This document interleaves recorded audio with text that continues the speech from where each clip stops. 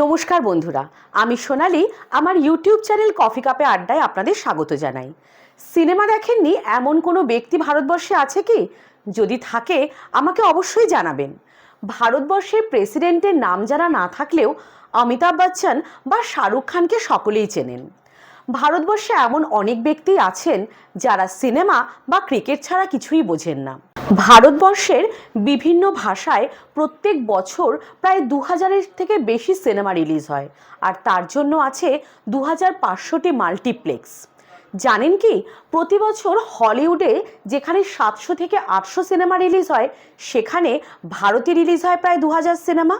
তাই বৈচিত্র্যময় ভারতীয় সিনেমাকে বিশ্বের দরবারে বৃহত্তম চলচ্চিত্র প্রযোজক দেশগুলির মধ্যে একটি করে তুলেছে। আর তাই এত বেশি সিনেমা হওয়ার কারণে বিদেশের অনেক প্রোডাকশন হাউস এদেশে এসে কাজ করছে, যেমন Universal film, 20th century Fox, Sony pictures এবং ডিজনি পিকচার্স। আজকাল অবশ্য ওটিটি প্ল্যাটফর্ম আসায় নেটফ্লিক্স এবং অ্যামাজন প্রাইমের মতো কোম্পানিরাও ভারতীয় সিনেমায় কাজ করছে। আবার এও শোনা যায় ভারতের এই কম্পিটিশন মার্কেটে ডিজনি, হটস্টার, অ্যামাজন প্রাইমের মতো অন্যান্য ওটিটি প্ল্যাটফর্মের প্রতিযোগিতায় নেটফ্লিক্সের মতো কোম্পানিও বিদেশের তুলনায় এদেশের সাবস্ক্রিপশন চার্জ কিন্তু কম রেখেছে। যেখানে যুক্তরাষ্ট্রের বেসিক প্ল্যান ভারতীয় মূল্যে 1000 টাকা, ঠিক সুইজারল্যান্ডের 1175 টাকা, আর সেই একই প্ল্যান ভারতবর্ষে মাত্র 190 টাকা। এবার ফিরে যাই ভারতীয় সিনেমার ইতিকথায়। ভারতীয় সিনেমার সূত্রপাত কিন্তু ভারত স্বাধীন হওয়ার আগে থেকেই শুরু হয়েছিল।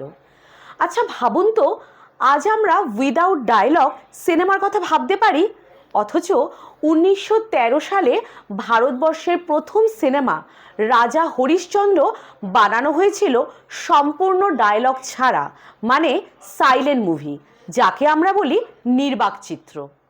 সিনেমাটি বানিয়েছিলেন দাদা সাহেব ফালকে। এটি ভারতবর্ষের সর্বপ্রথম পূর্ণ দৈর্ঘ্যের চলচ্চিত্র।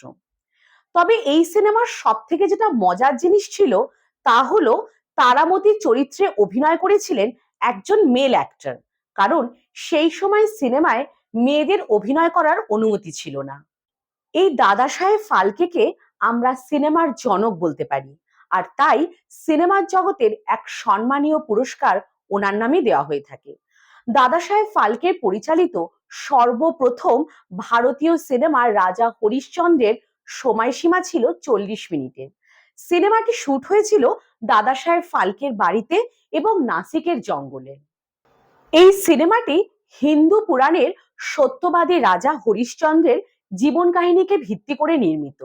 সিনেমাটির মূল বিষয়বস্তু ছিল সত্য এবং ন্যায়ের প্রতি অবিচল বিশ্বাস এবং কঠিন পরীক্ষা সত্ত্বেও ধর্মের পথে অবিচল থাকা।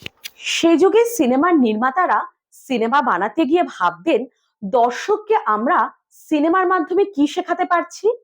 তবে আজকালকার পরিস্থিতি কিন্তু অনেকটাই বদলেছে।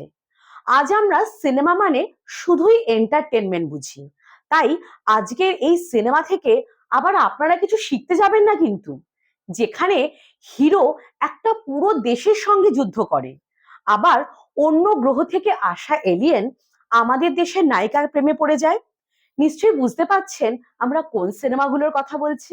এবার বলি বাংলা নির্বাক চলচ্চিত্র বিল্বমঙ্গলের কথা। 1919 সালে প্রকাশিত এই সিনেমাটি করেছিলেন রাজা সেনগুপ্ত।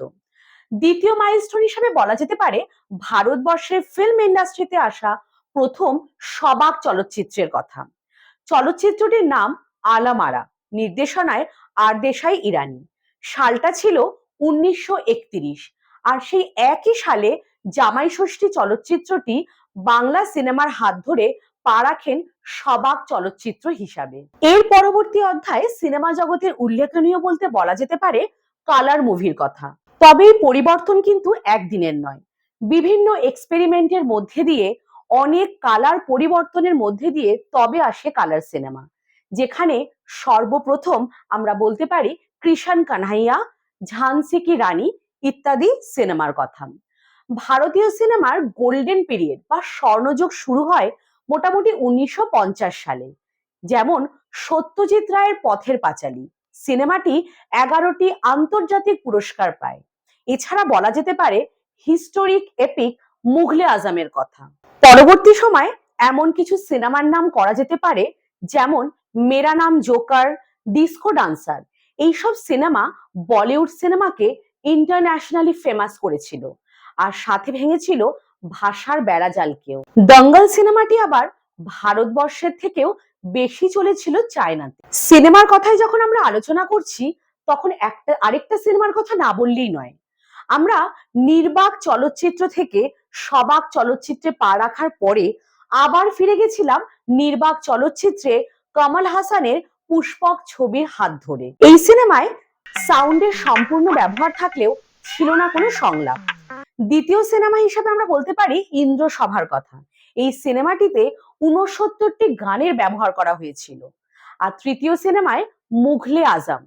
১৯৬০ সালে প্রকাশিত এই সিনেমাতে ১.৫ কোটি টাকা খরচ করা হয়েছিল।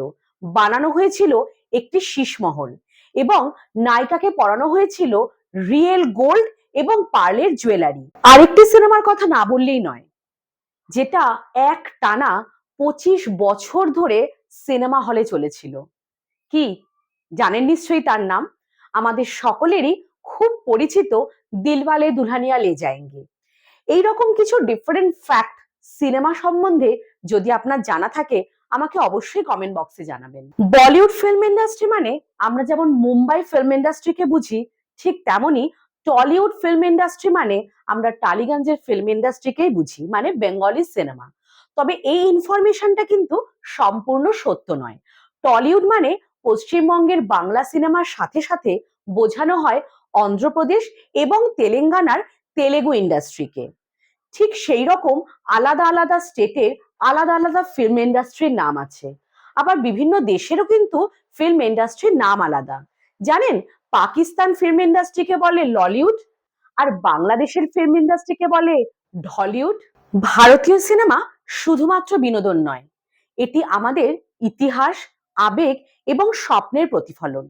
বলিউডের বর্ণময় জগৎ হোক বা সমান্তরাল সিনেমার বাস্তববাদী দৃষ্টিভঙ্গি, বাংলা, তামিল, মালায়ালাম এবং অন্যান্য আঞ্চলিক চলচ্চিত্র প্রত্যেকটি ভারতীয় সিনেমার ক্যানভাসে এক অনন্য রং যোগ করেছে। এই যাত্রা এখানেই থেমে নেই। নতুন প্রতিভা, অত্যাধুনিক প্রযুক্তি এবং আন্তর্জাতিক স্বীকৃতির সঙ্গে ভারতীয় সিনেমার ভবিষ্যৎ আরো উজ্জ্বল। আসুন আমরা একসঙ্গে এই ঐতিহ্যকে উদযাপন করি এবং সিনেমা জগৎকে, ভারতের পথ চলাকে আরো সমৃদ্ধ করে তুলি। আজকের এই ভিডিওটি আপনাদের কেমন লাগলো আমাকে কমেন্ট করে অবশ্যই জানাবেন। যদি ভালো লেগে থাকে তাহলে লাইক আর শেয়ার করতে ভুলবেন না, আর একটা সাবস্ক্রাইব অবশ্যই করবেন।